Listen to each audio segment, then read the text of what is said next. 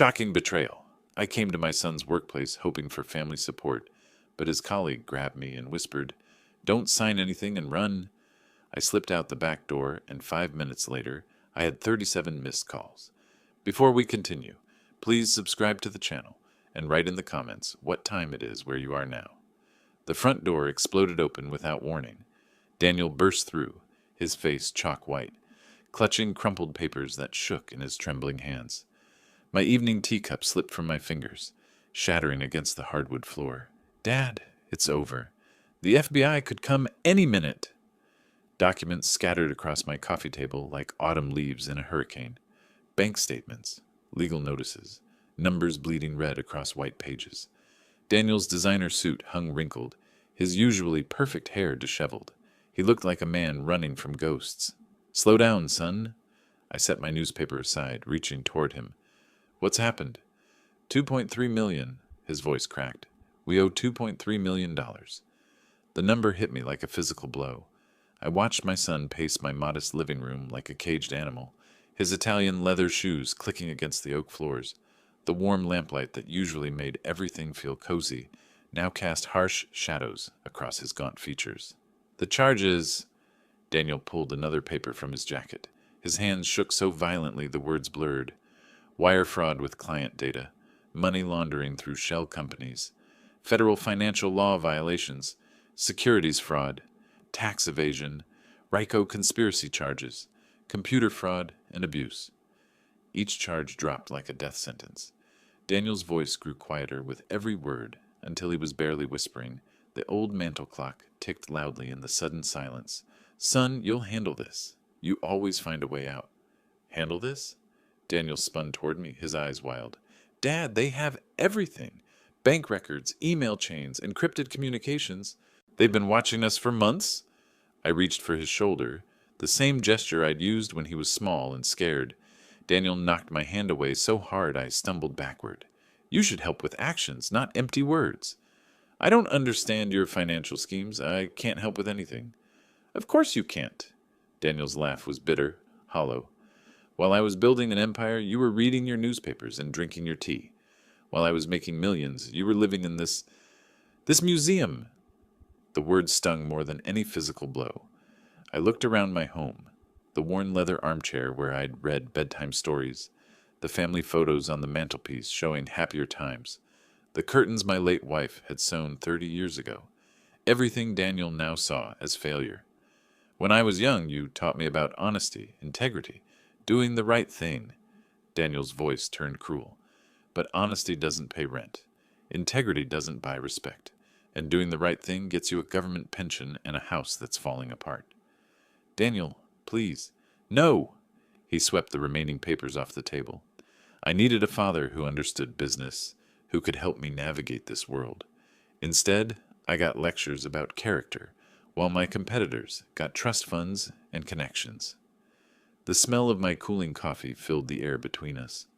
Outside, Chicago's February wind rattled the windows. Daniel stood in the doorway now, his silhouette framed against the hallway light. "Tomorrow morning, I'll fix this myself, the way I've fixed everything else while you sat here feeling righteous about your simple little life." The front door slammed so hard the family photos trembled on their shelves.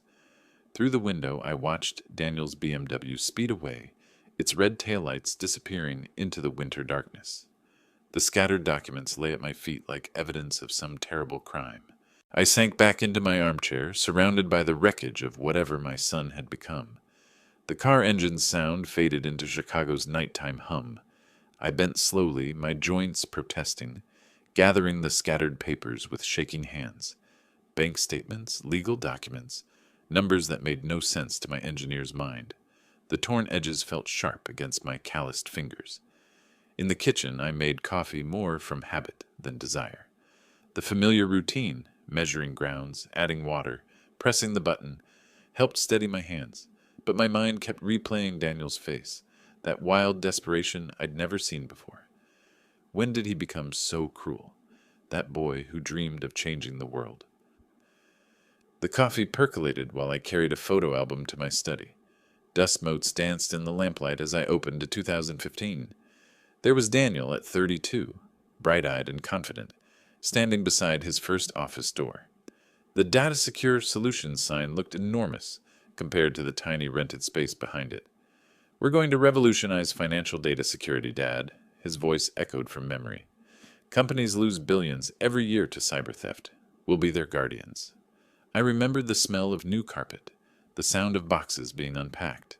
Daniel had worked 18-hour days, surviving on pizza and determination. "My son, the entrepreneur," I told neighbors proudly. The next photos showed rapid growth. Bigger offices, more employees, Daniel in business magazines. But somewhere around 2018, something shifted. The photos changed too. Fewer family gatherings, more solo shots of Daniel with clients I didn't recognize. 2020 brought the first suspicious conversation. Daniel had mentioned an offshore client, some complex deal he couldn't explain. When I asked questions, he'd become evasive. "You wouldn't understand the complexity, Dad." That expensive watch appeared around then, the BMW replacing his practical Honda, designer suits replacing off-the-rack shirts. When I asked about the sudden wealth, Daniel just smiled. "Business is good, Dad. Very good." I flipped to Christmas 2018, our last normal holiday. Daniel looked genuinely happy then, carving turkey while telling jokes. What happened to that man? When did success become whatever brought the FBI to his door? The photos blurred as exhaustion crept in. My coffee grew cold while I compared past Daniel with tonight's desperate stranger. The boy who'd once built model bridges in my basement had become someone who spoke of honesty as weakness. Outside, the February wind howled through bare branches. The house settled with familiar creaks. I found myself remembering smaller moments. Daniel's college graduation, his first business award, the pride in his eyes when he'd shown me that initial office. Had I failed him somehow? Should I have understood his world better, supported his ambitions more actively? The engineering principles I'd taught him, precision, integrity, building things that last, seemed quaint in whatever universe he now inhabited. My head grew heavy. The photo album slipped lower on my lap as sleep approached. The last thing I remembered was Daniel's face from that Christmas photo, young and hopeful and nothing like the frightened man who'd stormed out tonight. The phone's shrill ring jolted me awake at 8:45 a.m. My neck ached from sleeping in the chair. The photo album slid to the floor as I fumbled toward the kitchen, confused about time and place.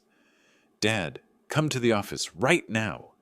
Daniel's voice exploded through the phone before I could say hello. I pressed the receiver closer, still groggy from my uncomfortable night in the armchair. "What happened? Why such a rush?" "I'll explain on site. The driver's already coming to you." "Driver? Daniel, what?" "Everything gets resolved right now. Just trust me, okay? 10 minutes. The line went dead. I stared at the silent receiver, Daniel's urgency still echoing in my ear. He'd spoken faster than usual, his words tumbling over each other like someone running out of time. In my bedroom, I grabbed clothes quickly. Khakis, a button-down shirt, my warmest jacket. February in Chicago demanded layers. My reflection in the mirror showed an old man with rumpled hair and worried eyes. Someone pulled into events beyond his understanding. Should I call someone? Robert Lewis, my lawyer friend? But Daniel had sounded so certain, so desperate for immediate action. Whatever was happening, waiting seemed impossible. From my front window, I watched the quiet suburban street. Most neighbors were already at work. The Hendersons' house stood dark, the Johnsons' driveway empty. Evanston morning silence surrounded me like a cocoon I was about to leave forever. A black sedan appeared at the corner, moving with purpose down my street. Not Daniel's BMW. This was bigger, more formal, with tinted windows that reflected the overcast sky. Professional, serious. The kind of car that meant business I didn't understand. The engine's low hum grew louder as it approached. My stomach tightened with each second. Daniel had arranged this overnight, which meant he'd planned whatever was coming while I slept, surrounded by scattered documents and fading memories. The car stopped, perfectly aligned with my walkway. No honking, no rushed gestures, just patient waiting. Through the tinted windshield, I could barely make out the driver's silhouette. Everything about the moment felt calculated, official, like stepping into a world where old engineers didn't belong. I checked my pocket for wallet and keys one final time. The familiar weight of my house key felt strangely significant, as if I might not need it again soon. The thought sent ice through my veins. At the front door, I paused with my hand on the knob. Daniel's voice from last night echoed, "Tomorrow morning, I'll fix this myself." Was this his solution? Some plan that required dragging his father into whatever storm he'd created? The February air hit my face like a slap when I opened the door. Chicago winter didn't forgive hesitation. The black sedan waited, engine running, exhaust visible in the cold air, professional, anonymous, patient as death. My feet crunched on the frost-covered walkway. Behind me, my house stood warm and familiar, filled with 40 years of memories. Ahead waited that mysterious car and whatever resolution Daniel had promised. The distance between my front door and the sedan's rear handle felt like crossing into a different world entirely. Cold February air shocked my lungs as I stepped outside. The black sedan waited, engine purring, exhaust visible in the frigid morning. Before I could hesitate further, the passenger door swung open from within. Leather seats embraced me with unexpected warmth. The driver was younger than I'd expected. Military posture, buzzed hair, eyes that had seen things mine never would. His nameplate read, Thomas Clark. "Thomas, what happened with the company?" "Not my business, sir." His voice carried the crisp efficiency of someone following orders. Nothing more. We pulled away from my quiet suburban street. Evanston's tree-lined roads gave way to busier thoroughfares as we approached the Kennedy Expressway. I tried again. "Daniel seemed pretty shaken up last night. Is the situation really that bad?" Thomas adjusted his rearview mirror. "Can't say, sir." The highway stretched ahead, downtown Chicago's skyline growing larger with each passing mile. Glass towers caught the morning light, reflecting a city that never slept. Traffic moved in predictable patterns around us. Commuters heading to jobs I couldn't fathom, living lives that intersected briefly with ours before diverging again. "Been working for Daniel long?" "Not long." Thomas merged smoothly into faster traffic. His hands remained at 10 and 2, professional as a chauffeur in some old movie. I gave up trying to extract conversation.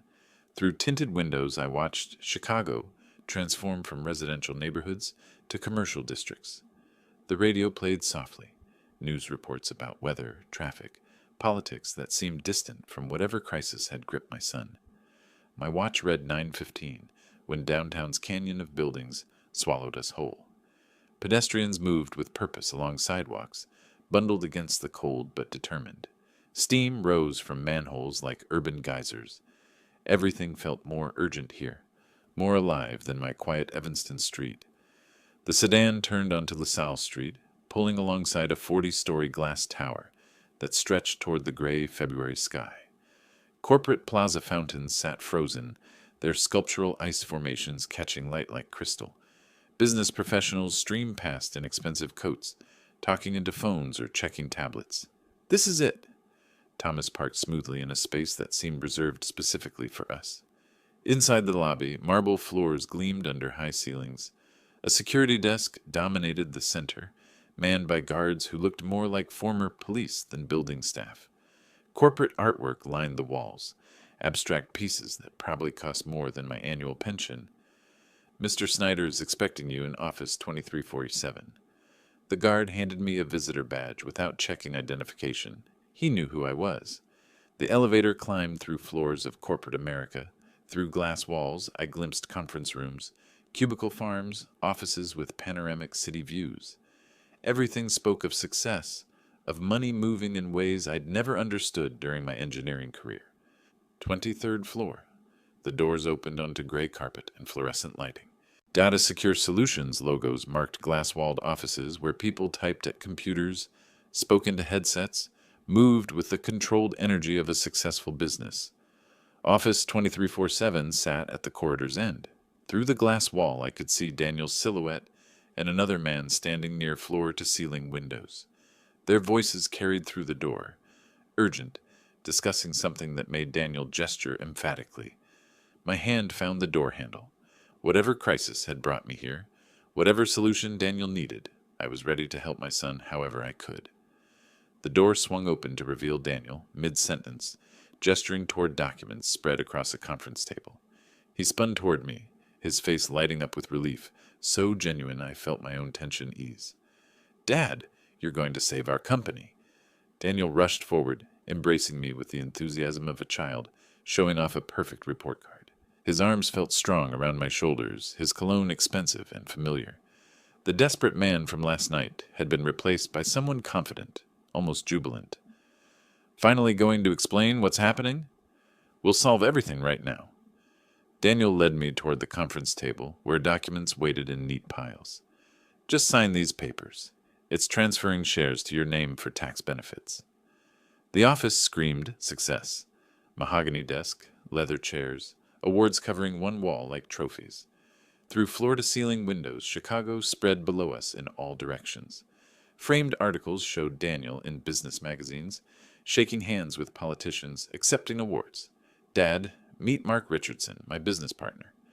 A man near the windows turned, extending his hand reluctantly. Mark appeared nervous, shifting his weight from foot to foot, avoiding direct eye contact. His handshake felt cold, distracted. "Mr. Snyder." Mark's greeting came out strained, formal. "Mark's been helping me restructure the company finances." Daniel positioned me at the conference table. Documents fanned out like playing cards. "These papers will protect our family assets while we resolve the temporary cash flow issues." The legal documents looked official. Corporate letterheads, multiple signature pages, language dense with terms I didn't recognize. Daniel had placed expensive pens at strategic intervals, ready for signing. "This seems complicated for a simple transfer." "Modern business requires modern solutions." Daniel's laugh sounded forced now that I listened closely. "Trust me, Dad. When did I ever steer you wrong?" Mark shifted again near the window, checking his watch. Something about his behavior bothered me. The way he avoided participating in our conversation, the tension in his shoulders, his obvious desire to be anywhere else. I reached for one of the documents, trying to parse legal jargon that might as well have been written in Sanskrit. Phrases like nominal director and personal liability jumped out, but their context remained unclear. A sharp knock interrupted my reading. Emma Wilson, a young woman in professional attire, entered without waiting for permission. "Mr. Snyder, you're urgently needed on the phone." Daniel's confident expression flickered momentarily before recovering. "Can't it wait? We're in the middle of—" "It's about the Michigan Avenue situation," they said immediately. "Of course." Daniel squeezed my shoulder paternal, the loving father helping his family through crisis. "Dad, just look over the papers. I'll be right back. This won't take long." The door closed behind Daniel and Emma, their voices fading down the hallway. Suddenly the office felt different, quieter, more tense. Mark remained by the window, but his posture had changed. His reflection in the glass showed a man wrestling with some internal decision. I picked up the pen closest to the signature lines. Whatever these documents contained, they would help my son navigate his business crisis. After 40 years of engineering precision, signing papers to support families seemed simple enough. The pen felt heavier than it should have in my fingers. Mark's hand shot out, grabbing my sleeve just as the pen touched paper. "Stop! Don't sign anything! Get out of here!" The urgency in his voice froze my blood. Documents scattered as I jerked backward, the pen clattering to the floor. "What are you saying?" "Your son wants to transfer all debts and criminal responsibility to you." Mark's words tumbled out in a desperate rush. "These documents make you nominal director and personally responsible for $2.3 million in debt." My world tilted sideways. The elegant office, the loving reunion, Daniel's confident embrace, everything suddenly felt like stage props in some elaborate theater.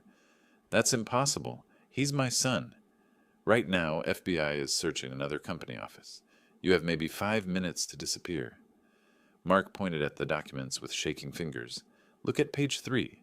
Backdated contracts making you responsible for everything. All the wire fraud, money laundering, securities violations, they become your crimes the moment you sign." The pages blurred as I tried to focus. There it was, buried in legal language. Personal liability clauses, financial responsibility transfers, signature lines that would transform me from retired engineer to federal criminal. "He planned this." The words came out as barely a whisper. "My own son planned to destroy me." Daniel's been setting this up for months.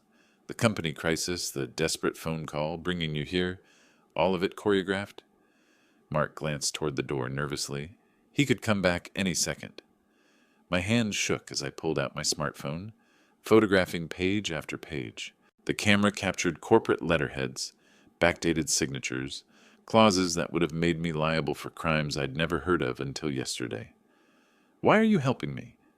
Because I can't watch an innocent man get framed.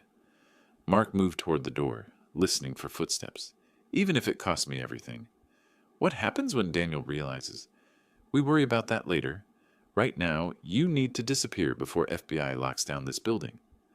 Mark led me through a side door I hadn't noticed, into service corridors that smelled of industrial cleaning supplies. Emergency lighting cast harsh shadows on concrete walls. Our footsteps echoed in the narrow space. Service elevator to parking garage, exit on State Street, not LaSalle.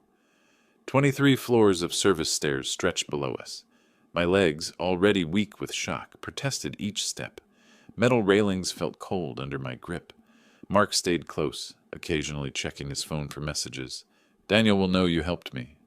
Maybe, but I'll deal with that consequences. Mark's voice carried grim determination. What I can't deal with is staying silent while he destroys his own father. 15 floors. 10. My breathing grew labored, sweat mixing with February cold from the stairwell. Each step took me further from the trap Daniel had prepared, closer to whatever came next. If you need testimony, evidence, anything, call me. Mark pressed a business card into my hand. But be careful. Daniel's not finished with you yet.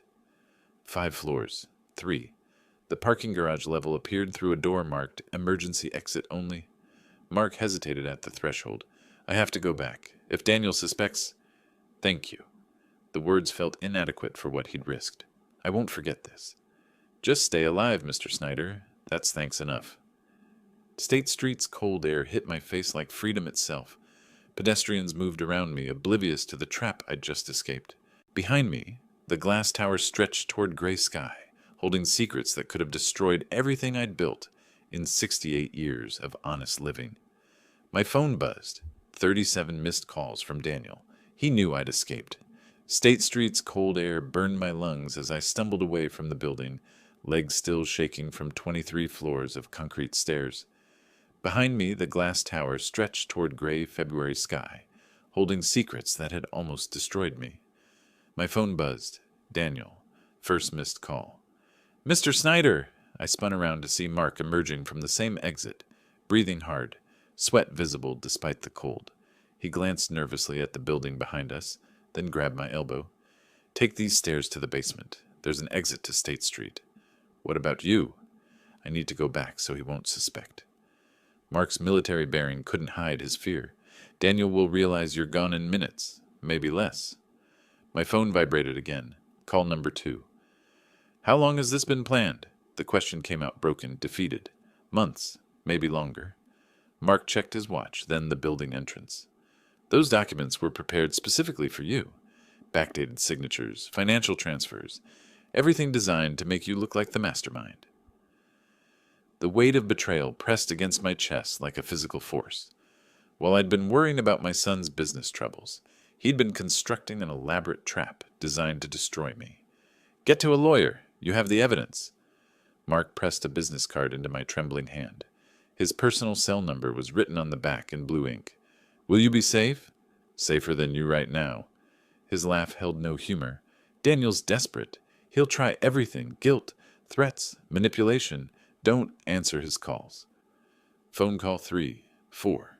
The vibrations felt like electric shocks against my leg. If this goes to court, I'll testify. I'll tell them everything I know about the document preparation, the timeline, his intentions.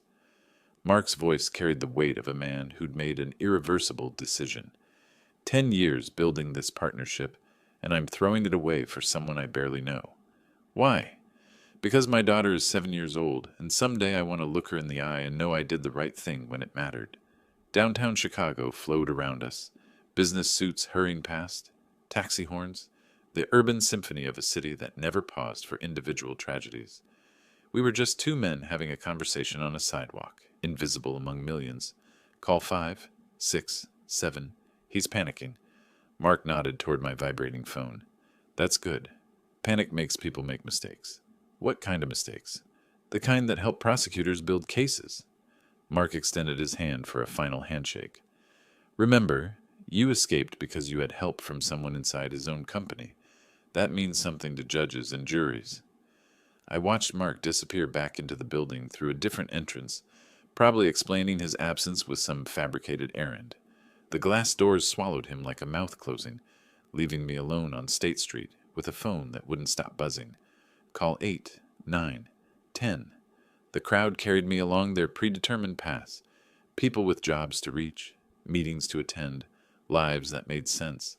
I felt like a ghost drifting through their solid world, carrying evidence of crimes I still couldn't fully comprehend. By call 15, my hands shook so badly I could barely hold the phone. By call 20, I switched it to silent mode, watching the screen light up repeatedly like a beacon of my son's desperation. The taxi stand sat 2 blocks away. Behind me, the office building grew smaller, but never disappeared entirely. Somewhere in that tower, Daniel was discovering that his carefully planned trap had failed, that his father had escaped with evidence that could destroy him instead. Call 25, 26. The screen showed Daniel's son with mechanical persistence. My finger hovered over the decline button as Daniel's son glowed accusingly on the screen. Call 27. I pressed decline and immediately another call came through. 28. The relentless pattern had become a form of psychological torture. Taxi! A yellow cab pulled to the curb, its driver looking at me with professional concern. My hands shook as I fumbled with the door handle, the morning's adrenaline finally catching up with my 68-year-old body. Where to? 150 LaSalle Street, and faster, please. You okay, sir? You look shaken up. Call 29, 30. The phone lit up silently in my lap, like some sort of electronic heartbeat. Family troubles, the understatement of the century. Chicago's morning traffic moved with stubborn slowness through downtown streets. Each red light felt like an eternity, each delay another opportunity for Daniel to track me down. The driver offered water from a bottle he kept up front, tissues from a box on the dashboard, small kindnesses that felt enormous in my current state. Call 31. I finally checked the voicemail. Dad, there was a misunderstanding. Mark is confused. Come back and let's fix this. His voice sounded concerned, loving, the same tone he'd used as a child when he'd broken something and wanted to avoid punishment. The manipulation was so perfect, it made my stomach turn. Call 33. Another voicemail. You're making a huge mistake. Those documents aren't what he told you. Now desperation crept into his voice, the careful control beginning to crack. Through the taxi's windows, I watched Chicago neighborhoods pass like scenes from someone else's life. The engineering firm where I'd worked for 30 years. The restaurant where Daniel and I had celebrated his first business contract. The park where I'd taught him to throw a baseball. Every landmark now contaminated by the knowledge of what he'd become. Call 35. Voicemail again. I'm your son. How can you believe a stranger over family? The hypocrisy was breathtaking. He'd planned to frame his own father for federal crimes, then had the audacity to question my loyalty to family. I pulled out the phone photos of the documents, studying them during traffic delays. Even without legal training, I could see my name scattered throughout multiple pages, signature lines prepared specifically for me, dates that would make me appear involved in decisions I'd never heard of. You have no idea what kind of trouble you're creating for both of us. Call 37 carried a different tone entirely. The mask was slipping. Beneath the false concern and manipulation lay something colder, more calculating. This was the voice of someone who'd spent months planning my destruction, frustrated that his target had escaped. The taxi turned onto LaSalle Street, approaching the address Robert Lewis had given me years ago when he'd started at his own practice. A modest building compared to Daniel's corporate tower, but it represented something Daniel's world had forgotten entirely. Honest work for honest pay. This is it, I paid the driver, adding a generous tip for his patience and concern. Take care of yourself, sir. Whatever's happening, I hope it works out. Call 37 had been the last one. My phone finally fell silent as I stood before the law office building, looking up at windows that promised sanctuary from the electronic harassment. 37 calls in 90 minutes. Mathematical proof of Daniel's desperation. The building directory showed Robert Lewis, attorney at law, on the 7th floor. As the elevator climbed, I tried to organize the chaos in my mind. How do you explain to a friend that your own son has become a monster? How do you ask for help when the enemy shares your name and your blood? The elevator dinged softly at the 7th floor. Down the hallway, behind a door marked with modest lettering, waited answers I wasn't sure I was ready to hear. The law office smelled of leather books and strong coffee, familiar scents from a world where words had precise meanings and justice still existed as more than an abstract concept. Robert Lewis looked up from his desk, concern creasing his weathered face as he took in my disheveled appearance. "Wilfred, this is more serious than it seems." We'd been friends for 40 years, but I'd never seen Robert's expression quite like this. Professional outrage mixed with personal protectiveness. The document photos glowed on his computer screen, legal language that had seemed confusing, now rendered deadly clear by his expertise. How much more serious? If you had signed, you would have become personally responsible for all company debts and criminal charges. 15-20 years in prison. The number hit me like a physical blow. 20 years. At 68, that meant dying behind bars for crimes I'd never committed, destroyed by the son I'd raised to value honesty above profit. Your son is using backdated contracts. This means legally you would have become co-owner from last year. Robert's finger traced lines of text on his screen, showing me clauses that would have retroactively made me appear responsible for decisions made while I was reading newspapers in my living room. He's been planning this for months? Based on these dates and the sophistication involved, yes. This isn't something you create overnight. Robert leaned back in his chair, professional anger radiating from his posture. "Wilfred, in 30 years of practice, this is the most cynical manipulation I've ever encountered." The coffee cup in my hands grew cold as Robert explained the technical mechanisms Daniel had prepared. Personal guarantees that would have made my house and savings liable for company debts. Corporate structure changes that would have positioned me as the decision maker for all the wire fraud, money laundering, and securities violations. The federal prosecutors would have seen you as the mastermind, an experienced engineer using technical knowledge to commit sophisticated financial crimes. But I don't know anything about financial crimes. That wouldn't matter. These documents create a paper trail showing months of involvement. Your signature would have validated everything retroactively. Robert pulled up federal sentencing guidelines on another screen, showing me the mathematical reality of white-collar crime punishment. The numbers were merciless. Financial fraud carried mandatory minimums that didn't bend for age, confusion, or family manipulation. What about the $2.3 million debt? Personal liability. They would have taken your house, your savings, your pension, everything. Robert's voice carried the weight of legal certainty. Your son engineered complete financial and criminal destruction. My phone buzzed with a text message. Daniel again, but Robert held up his hand. "Don't read it. From now on, all communication goes through me. You're not just a victim anymore. You're a witness to attempted fraud." The shift in terminology felt significant. Victim implied helplessness. Witness implied power. What do? We go on the offensive. Criminal complaint against Daniel for attempted fraud. Civil lawsuit for attempted financial destruction. Restraining order based on harassment. 37 phone calls constitute stalking under Illinois law. Robert's transformation from concerned friend to aggressive advocate was complete. This wasn't just legal advice anymore. It was war planning. The FBI is already investigating the company's financial crimes. When we present this evidence, it changes their entire case. Instead of your son being a defendant, he becomes the primary target. Will Mark Richardson be safe? We'll make sure of it. His testimony is crucial, and witness protection protocols exist for exactly these situations. Robert began organizing documents, creating files, building the foundation for what he clearly saw as a winnable battle. His certainty helped quiet the chaos in my mind, replacing panic with something I hadn't felt since this nightmare began. Hope. One more thing, Wilfred.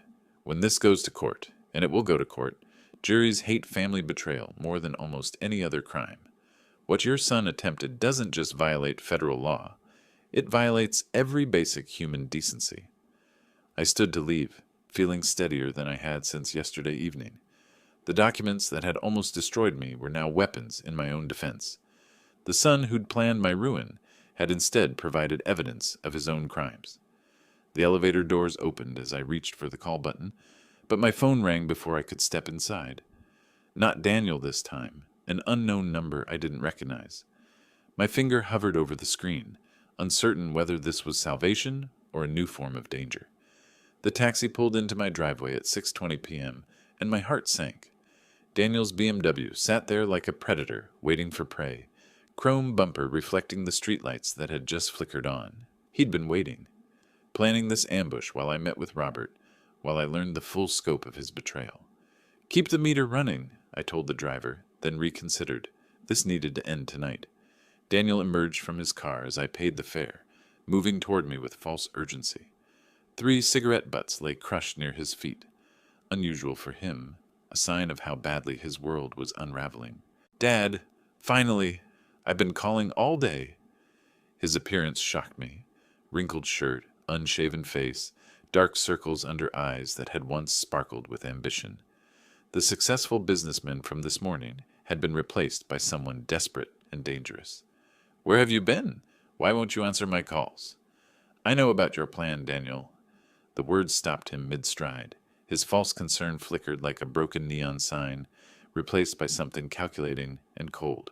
"What plan? I was trying to save you." "Save me?" My voice carried the strength Robert's consultation had given me. "You wanted to make me your scapegoat.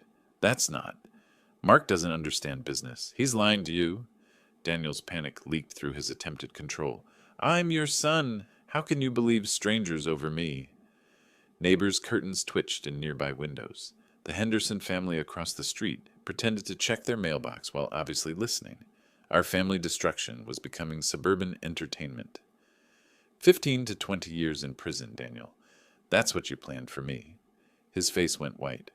The specific knowledge meant I'd talked to lawyers, meant his manipulation had completely failed. "You ungrateful old man, I built everything." The mask finally slipped away entirely. "You could have taken the fall. You're old anyway. The son I raised is gone. I don't know who you are." Daniel's fist slammed into his BMW's hood, denting the expensive metal. The sound echoed through the quiet suburban evening like a gunshot. "You think you're so righteous?" His voice rose to a shout that carried to every house on the block. "You lived your small, pathetic life while I created an empire. And when I needed help, what did you do? Nothing. I raised you to be honest, to build things that last, to care about people more than profit." "Honesty?" Daniel laughed, a sound devoid of any warmth. "Honesty gets you a pension and a falling-apart house in Evanston. I chose success. You chose to destroy your own father." The words hung in the cold February air between us. Behind those words lay 37 phone calls, months of planning, documents designed to steal my freedom and my life. Behind them lay every loving moment we'd shared, now revealed as preparation for ultimate betrayal. "I don't need a father who won't help his own son." Daniel's voice cracked with rage and desperation. "You want to play victim? Fine. Play victim in court. Play victim to your lawyer friends. But don't expect me to pretend I still care. I never expected you to care. Not after this morning." Daniel moved toward his car, then spun back for one final blow. "Forget the word Dad. To me, you're just Wilfred now." The BMW's engine roared to life with unnecessary aggression. Tires screeched against asphalt as Daniel reversed out of my driveway, leaving black marks on concrete I'd sealed myself last spring. The sound faded into Chicago's urban hum, carrying with it the last remnants of whatever relationship we'd once had. I stood alone in my driveway, house key in my trembling hand, surrounded by the wreckage of a family that had taken 42 years to build and one morning to destroy completely. The front door felt heavier than usual as I pushed it open and stepped into the sanctuary of my own home. The months between February and May moved with the grinding pace of federal justice. FBI completed their investigation, finding even more financial irregularities than initially discovered. I testified twice before grand juries, worked closely with Robert on legal strategy, and watched from a distance as Daniel's world crumbled. His company collapsed, his assets were frozen, and his former business associates distanced themselves like he carried a contagious disease. May 20th arrived with the weight of finality.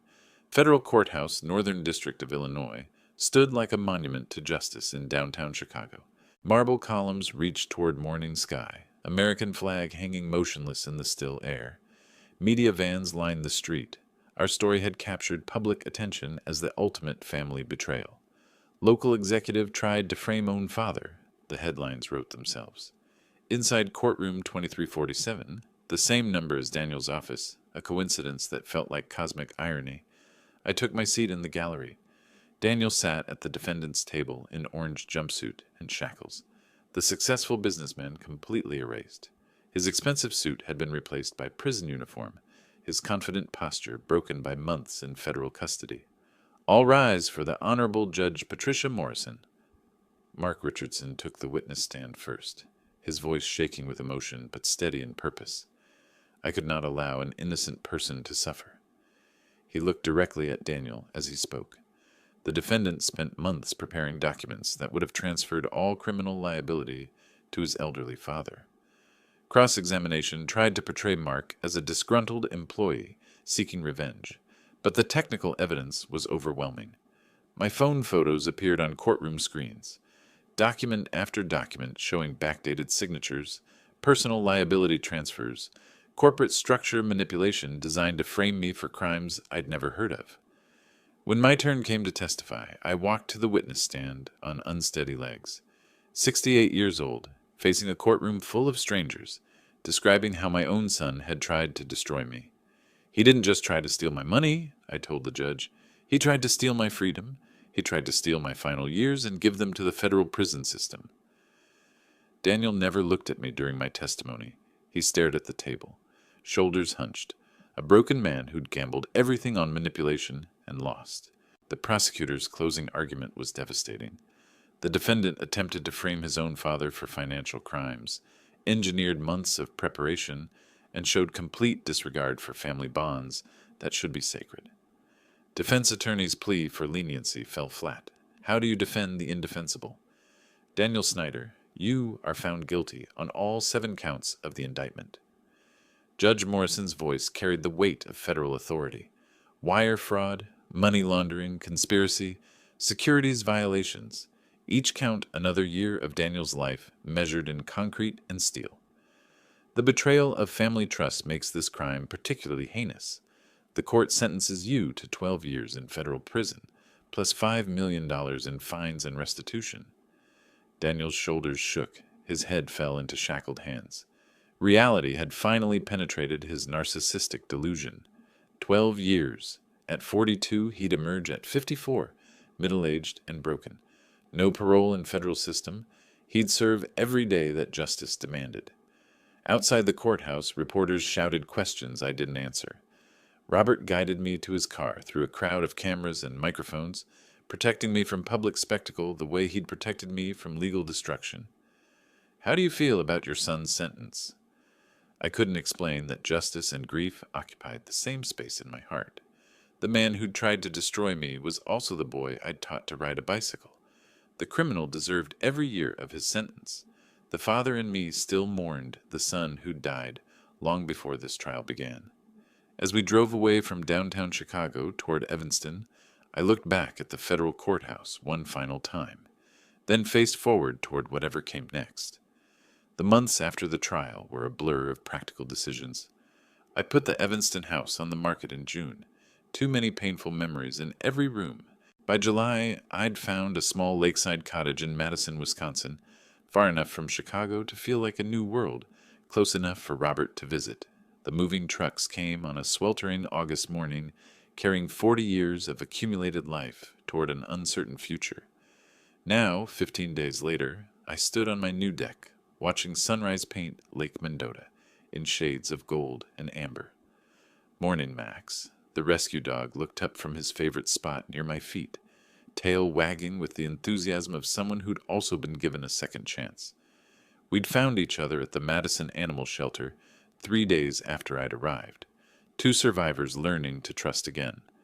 Coffee steamed in the morning air as I settled into the wooden chair I'd bought from a local craftsman. Simple furniture for a simpler life.